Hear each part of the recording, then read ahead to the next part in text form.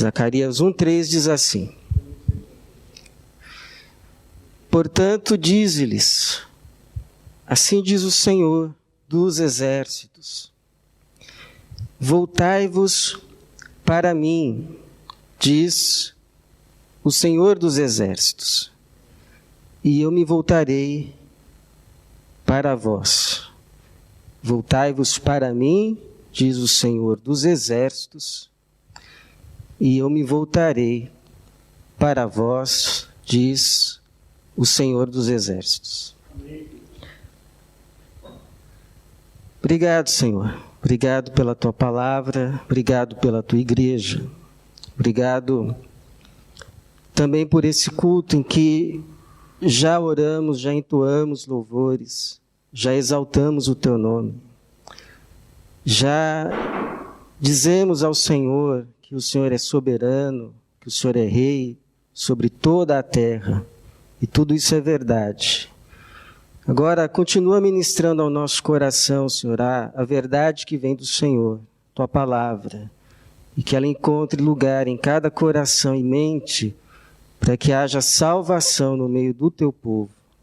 E tudo isso para a tua glória, para o teu louvor e para a nossa edificação e salvação, em nome de Jesus. Amém.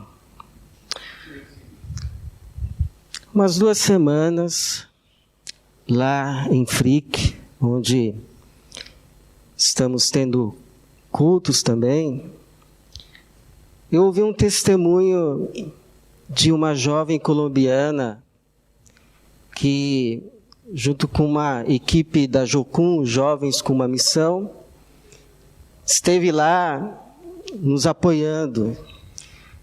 E eu achei o testemunho interessante porque não foi um testemunho convencional, daqueles que dizem assim, eu andava perdido, fui achado, e agora e tal.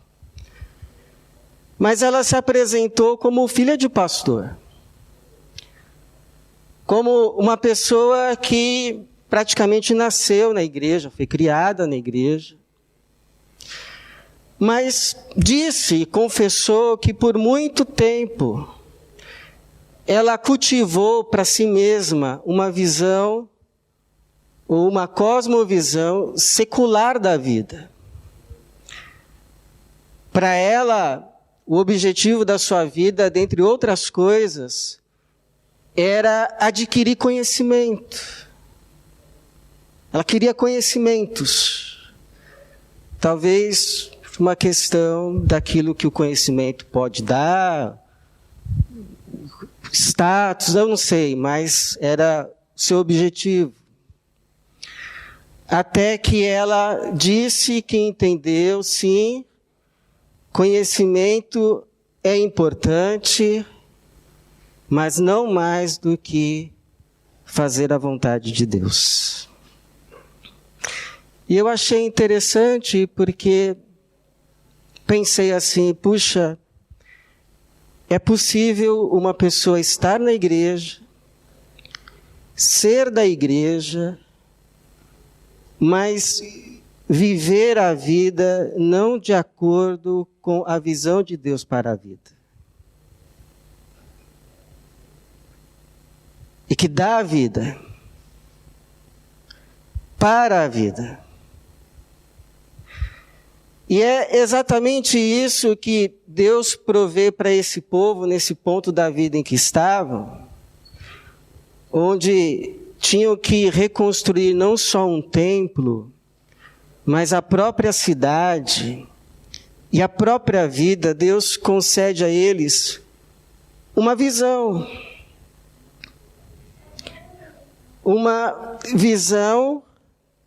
formada por 8 visões.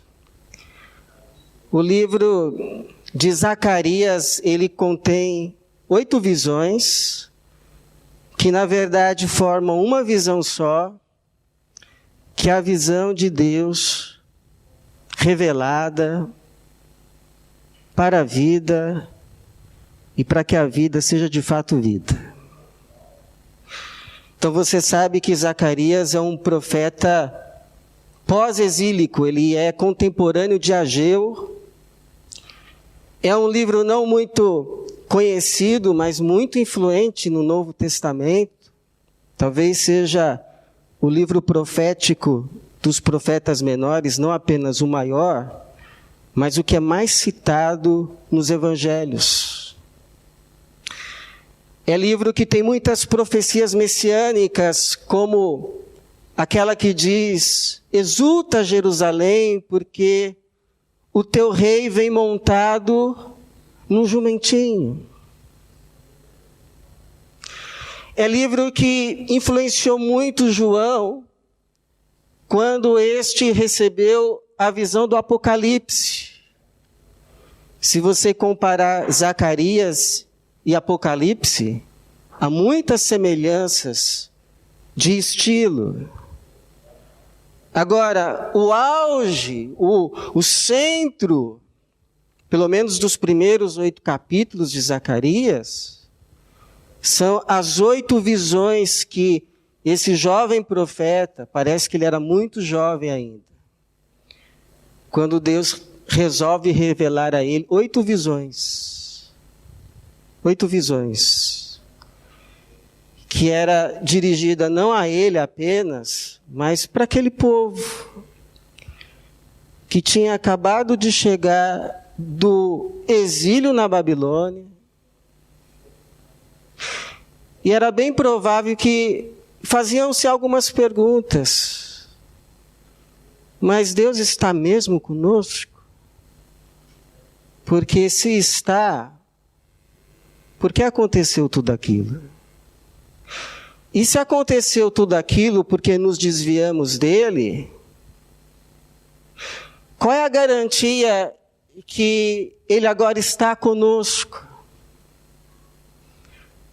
Por que reconstruir esta cidade? Por que reconstruir estas casas? Por que gastar energia e tempo reconstruindo esse templo?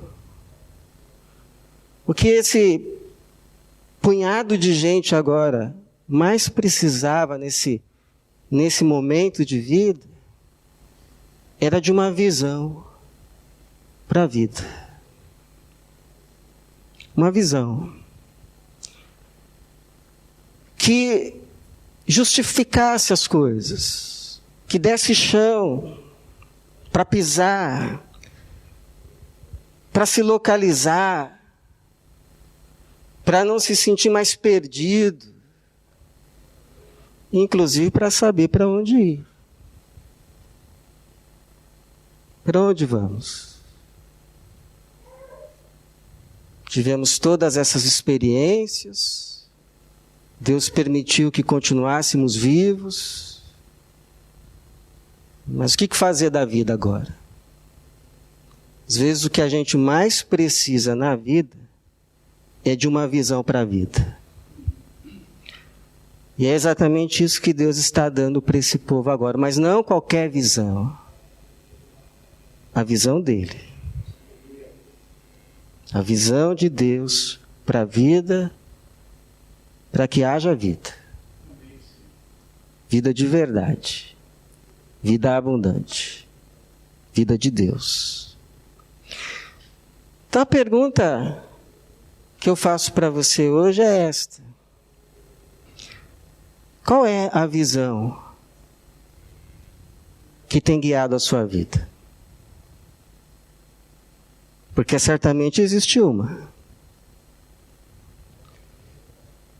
Quais são os elementos, as marcas, o que caracteriza a visão de Deus para a vida, que dá vida para a nossa vida, para que ela de fato seja vida, a fim de que a gente compare com a nossa visão da vida e possa talvez fazer os seus devidos ajustes. Sabe quando a coisa assim está meio desfocada e precisa dar um ajuste, um reajuste de foco? Quais são as diferenças entre a visão de Deus e as correntes visões? Então, algumas podem ser pontuadas. Geralmente a visão de hoje Deus, quando muito, é uma parte da vida. Mas a Bíblia revela que Deus não é parte da vida. Deus é a vida. A fonte dela. Porque você já parou para pensar que sem Deus não existe vida? Então, se sem Deus não existe vida, Deus não é parte dela, mas Deus é o fundamento. Não só para uma parte, mas para cada uma das suas partes. Tanto é que o primeiro apelo do livro é esse: olha, voltem-se para mim. Nós acabamos de ler. Assim diz o Senhor dos Exércitos, versículo 3, voltai-vos para mim, diz o Senhor, e eu me voltarei para vós. E aí o Senhor lembra o que aconteceu com os antepassados quando estes se afastaram da fonte da vida. Ele vai dizer, versículo 4, não sejais como vossos pais. Os antigos profetas pregavam a eles, assim diz o Senhor dos Exércitos, convertei-vos agora dos vossos maus caminhos e das vossas obras, mas eles, porém, não ouviram, nem atenderam. Diz o Senhor, onde estão agora os vossos pais? Então, quando se afastaram, foi para o cativeiro não só a vida econômica. Foi para o cativeiro não só a vida política do povo. Foi para o cativeiro a vida toda. A família toda. Porque Deus não é parte. Deus é o fundamento sobre o qual todas as partes dependem. E por que é importante a gente saber disso? Porque às vezes a gente pode entender que as áreas da nossa vida são independentes. Como se as áreas da nossa vida, cada uma fosse um vasinho com uma arvorezinha. Então aqui está a minha vida financeira, aqui está a minha vida profissional, aqui está a minha vida familiar e aqui está a minha vida com Deus. Eu posso me descuidar um pouquinho dessa arvorezinha para agora dar atenção a essa. Aliás, uma dessas arvorezinhas pode até secar. E eu entendo que uma não vai interferir na outra porque elas estão separadas, mas não é essa a visão que a Bíblia revela. A Bíblia revela que a vida é uma árvore só, cuja raiz é Deus, e cada área dela é um ramo, de modo que se a raiz seca, uma hora toda a árvore seca. Se a árvore é arrancada da raiz, uma hora a árvore inteira morre. Então, por isso, tantos apelos, tanto no Antigo Testamento quanto no Novo, que relacionam voltar-se para Deus e então experimentar de fato vida. Por exemplo, Isaías 55, 3, inclinai os vossos ouvidos e vinde a mim. Ouvi e a vossa alma viverá. Jesus, em Apocalipse, quem tem sede, venha. E quem quiser, receba de graça a água da vida.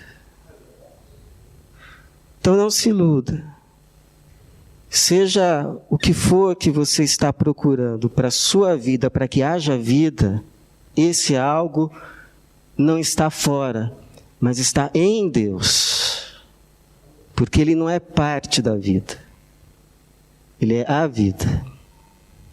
Como vai dizer Pedro, seu divino poder nos tem concedido tudo o que diz respeito a vida. Você quer vida? Você tem sede de vida? Ela está lá em Deus. Volte lá para Ele, porque Ele tem vida para você. Eu vim para que tenham vida. Vida não está longe dele. A vida está nele.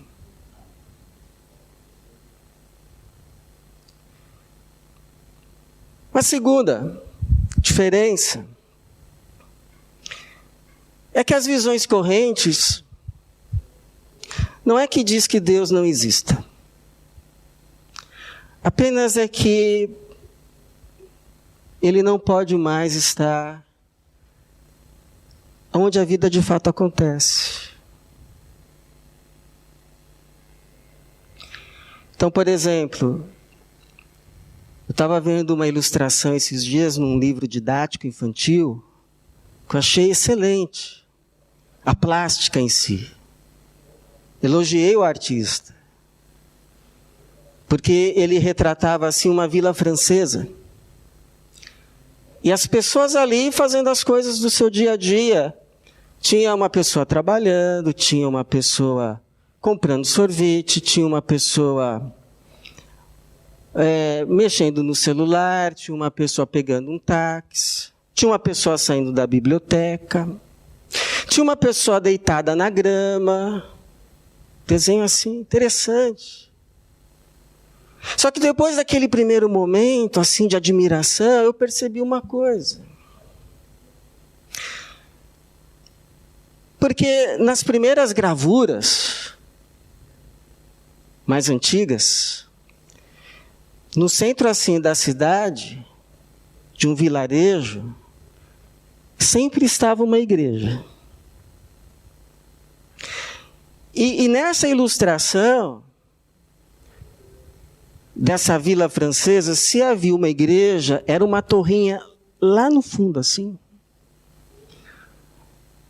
Mas não onde estava de fato o centro da vida. No centro da vila, sabe o que estava? O mercado. Onde as pessoas compravam e vendiam. E não é que a igreja tem que estar no centro. Longe disso. Mas Deus precisa estar. Mas Deus precisa estar. Aliás, esse livro de Zacarias vai dar esse testemunho muitas vezes. Por exemplo, no versículo de número 4 do versículo 2, diz assim: corre e fala a este jovem. Jerusalém, a cidade, será habitada como os povoados sem muros, por causa da sua multidão, tanto homens como animais, pois o Senhor diz: eu mesmo serei um muro de fogo ao seu redor e serei a glória no meio dela. Então, antes Jerusalém, sem a glória de Deus no centro, tinha muros, mas foi levado em cativeiro. Agora a promessa é que a glória de Deus voltou para o centro, nem muro mais vai precisar, porque Deus vai ser o seu muro. Muro de fogo. Versículo de número 10, exulta e alegra-te, ó filha de Sião, pois eu venho e habitarei no meio de ti. E capítulo 8, versículo 3, assim diz o Senhor: voltarei para Sião e habitarei no meio de Jerusalém, que então se chamará a cidade da verdade. 3 testemunhos de que Deus precisa estar no centro da vida. Porque se não é Deus, mas é, por exemplo, o mercado, Então, o critério das decisões maior é quem dá mais. Se o centro é Deus, o critério maior é o que glorifica mais a Deus. O que glorifica mais a Deus? O que mostra a sua beleza nessa decisão? Se o centro é o mercado, o outro é concorrente. Eu passo a olhar para o outro e para os outros como os meus concorrentes, que eu preciso vencer, que eu preciso ganhar a corrida. E se estiver buscando o mesmo alvo, é bom que saia do mercado. Porque não tem espaço para dois. Se o centro é Deus, o outro é o meu próximo. Que eu vou servir a Deus servindo a Ele com aquilo que faço, ainda que seja como sapateiro, como dizia Lutero. Porque se o centro é mercado, então o meu ofício é profissão. Se é Deus, o meu ofício é vocação. Salário é recompensa a depender se estou empregado. Salário aqui é sustento, garantido como promessa de Deus a todos aqueles que servem a Jesus Cristo. Por isso que Jesus tranquilizou o meu e o teu coração. Olha as aves do céu. Não semeiam, não plantam, não ajuntam em celeiros, mas o Pai Celestial as alimenta. Você não tem muito mais valor do que elas? Então, ele continua: busque em primeiro lugar o reino de Deus e a sua justiça. E todas estas coisas que diz respeito ao sustento da tua vida te serão acrescentadas. Por que você se preocupa com roupas, que comeremos, que beberemos, com o que nos vestiremos?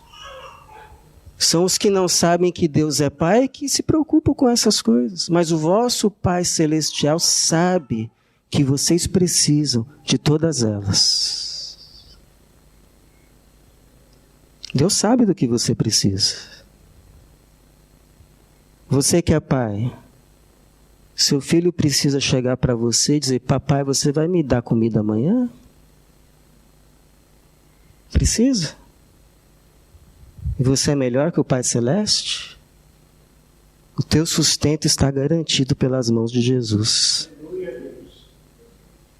Agora é claro, não dá para você pegar essa visão, chegar amanhã lá na empresa e bater na mesa.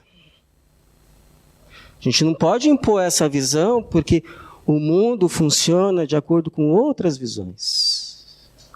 Mas essa visão é dada para nós, para vivermos nesse mundo, a fim de que depois não sejamos contados com Ele. Vós sois a luz do mundo. Vocês são o sal da terra.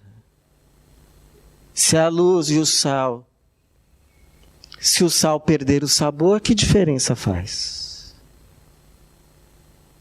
Então a gente tem outra visão. Porque se a gente começar ou viver de acordo com aquilo que todo mundo fala, todo mundo faz, de acordo com o que todo mundo vê, que diferença que a gente faz?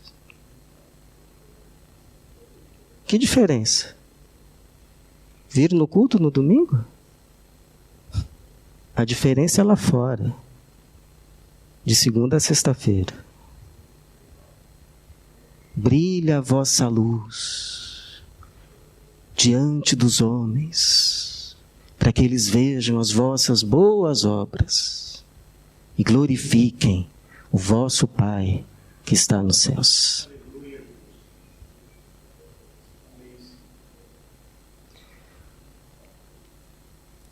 nas visões de hoje. Terceiro, é imediatista. O que vale é o aqui, agora. A vida é curta e rápido, porque ela está acabando. O pessoal sai em desespero. A visão que a palavra revela não é assim que a gente não vai viver o presente. A gente vai viver o presente, mas espera um pouco. A gente vai viver o presente, mas não de acordo apenas com o que a gente vê no agora. A gente vai viver esse presente de acordo com aquilo que lembramos do passado e com aquilo que Deus nos revela a respeito do futuro. É isso que nos localiza no presente. E essa relação entre lembrar o passado, apontar para o futuro a fim de se localizar no presente, permeia todo o livro de Zacarias, praticamente. Então, por exemplo, no capítulo 3, vai mostrar o sumo sacerdote Josué com as vestes impuras. E à direita dele, Satanás para o acusar diante de Deus. Mas Deus repreende a Satanás, dizendo que o Senhor te repreenda, Satanás, o anjo do Senhor. Que o Senhor que escolheu Jerusalém te repreenda. Este homem não é um tição tirado do fogo? Josué, usando vestes impuras, estava em pé diante do anjo. Então o anjo ordenou aos que estavam diante dele, tirai-lhe estas vestes impuras. E disse a Josué, fiz com que a tua maldade seja tirada de ti, e te vestirei de vestes festivas. Então mostra o passado. E esse Josué aqui, não é só o Josué. Ele representa todo o povo de Deus que tinha sido chamado, vocacionado, para ser uma nação sacerdotal. Uma nação de sacerdotes. As roupas estavam sujas devido ao que foi feito no passado. Deus permite essa lembrança. Mas diz, olha, mas eu repreendi o mal. Eu te reivindiquei como tição tirado do fogo, você é meu. Eu falei para te dar roupas agora limpas, um turbante limpo na cabeça. E Deus ainda lhe dá uma promessa baseada no futuro. Diz assim, versículo 7, assim diz o Senhor dos Exércitos, se andares nos meus caminhos e seguires as minhas normas, serás juiz na minha casa e também cuidarás dos meus átrios e te darei lugar entre os que estão aqui, futuro. Então, por que Deus nos permite lembranças do passado? Para nos acusar, para nos diminuir? Não, para nos alertar. Como um pai dizendo assim ao seu filho, filho, você já não aprendeu para onde que levam essas águas desse rio? Pois então, não entre mais nele.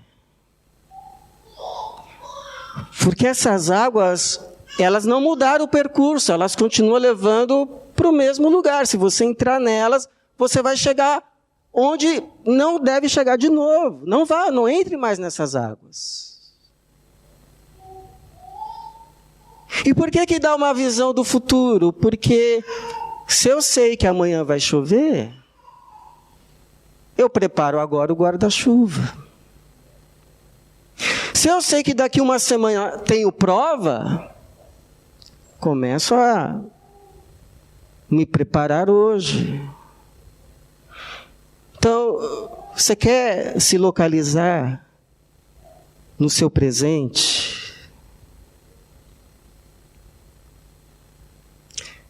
E viver, então, de forma extremamente sensata, adequada. de acordo com aquilo que Deus tem no seu coração para você. Então responda 2 perguntas. O que o passado te ensinou?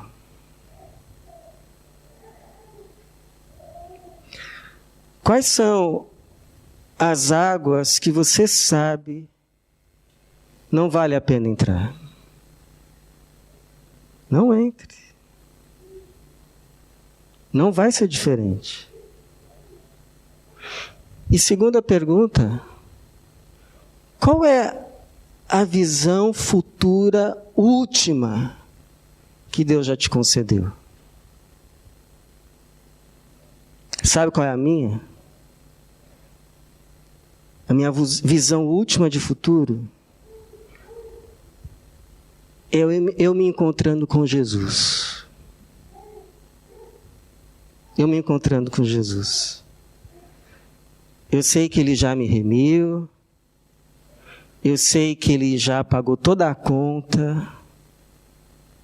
Mas não é por causa disso que eu quero chegar nesse dia diante dEle envergonhado e com nada nas mãos.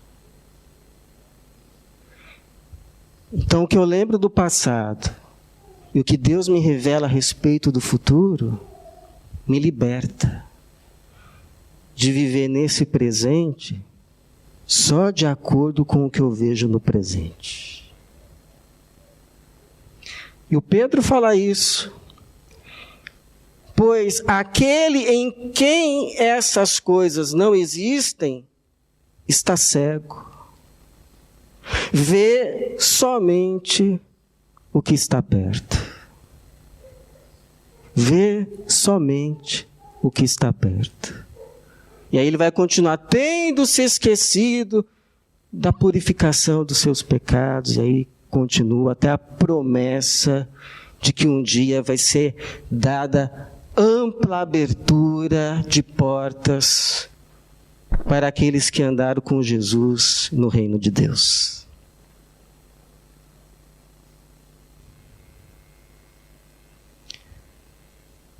E por fim, as visões correntes podem ser de 2 tipos, ou muito pessimistas, do tipo assim, só enxerga mal nas coisas. Tudo vai dar errado. A visão pessimista da vida. Ou uma visão ingênua. Não está acontecendo nada, eu não estou vendo nada. E o circo. A visão de Deus não vai nem para um extremo nem para o outro. Porque a visão que a Bíblia revela reconhece sim a realidade do mal. Existe. Mas apenas não se desespera. Por quê? Porque sabe que não é para sempre.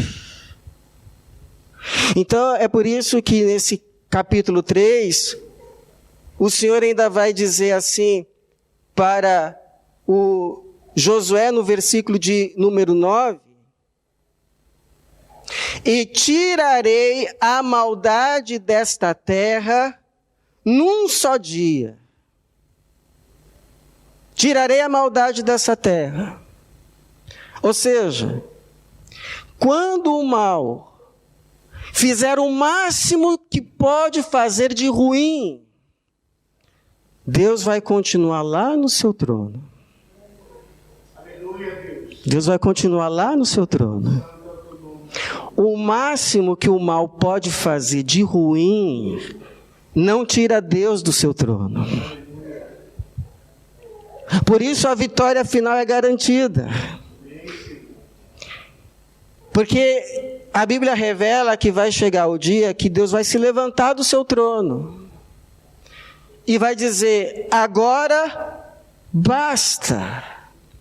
E vai varrer dessa terra todo o mal e tudo que provoca o mal. Então você que está em Jesus, tenha esperança. Tenha esperança.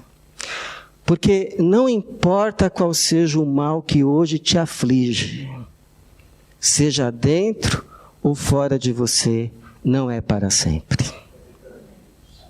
Não é para sempre. Tenha esperança. Não importa qual seja o mal que hoje te aflige, não é para sempre. Tenha esperança. Aliás, tem um ex-soldado que foi preso, que ele reparou assim, que os soldados que sobreviviam ao cativeiro eram aqueles que conseguiam enxergar para além da cerca de arame farpado. Então olhe para além, porque a Bíblia lá te revela. Quando você olhar um mal hoje no presente prevalecendo, pode olhar para esse mal. Pode olhar para esse mal, a partir da visão maior que a palavra te dá, e dizer assim: você pode ser o começo, ou o meio da história, mas não é o fim dela. Porque o fim dela Deus já me revelou. E está lá registrada em Apocalipse 22, 3-5.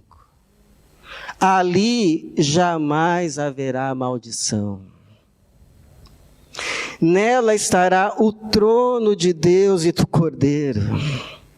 Seus servos o servirão e verão a sua face. E na testa deles estará o seu nome.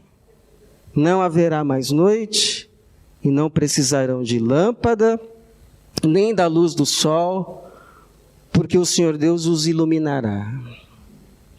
E eles reinarão pelos séculos dos séculos, onde já não haverá mais mal.